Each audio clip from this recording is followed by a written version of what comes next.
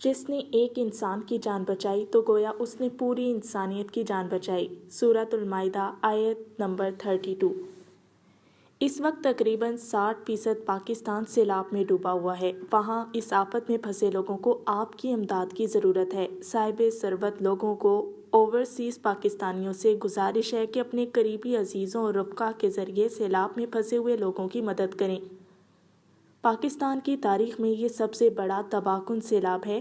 وہاں ٹینٹ، بستر، خشک راشن، کپڑوں اور ادویات کی اشد ضرورت ہے۔ اپنے گھروں سے پالتو کپڑے، جوتے اکٹھے کر کے اور اگر ہو سکے تو راشن اور دوائیاں خرید کر وہاں پہنچائیں۔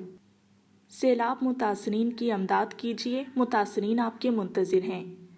سیلاب زدگان کی مدد ہم سب پر فرض ہے۔ اپنے عطیات دیجیے اللہ کے پاس اور اس دنیا میں بھی بدلہ ملے گا انشاءاللہ۔ پاکستان کے بہت سے علاقوں میں حالیہ بارشوں اور سیلابی صورتحال کے بعد آلودہ پانی سے بیماریاں پھیلنے لگی ہیں۔ نکاسی آب کا مناسب انتظام نہ ہونے کی وجہ سے کئی علاقے ابھی تک پانی میں ڈوبے ہوئے ہیں اور آلودہ پانی کے استعمال سے ہیضہ، ٹائیفائڈ اور جلد کی متعدد بیماریاں پھیل رہی ہیں۔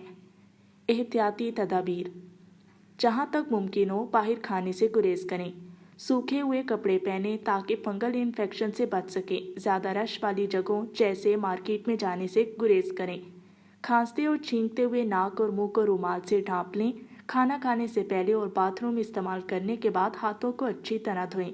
زیادہ پانی پئیں اور کھانا پکانے اور پینے کے لیے صاف پانی استعمال کریں۔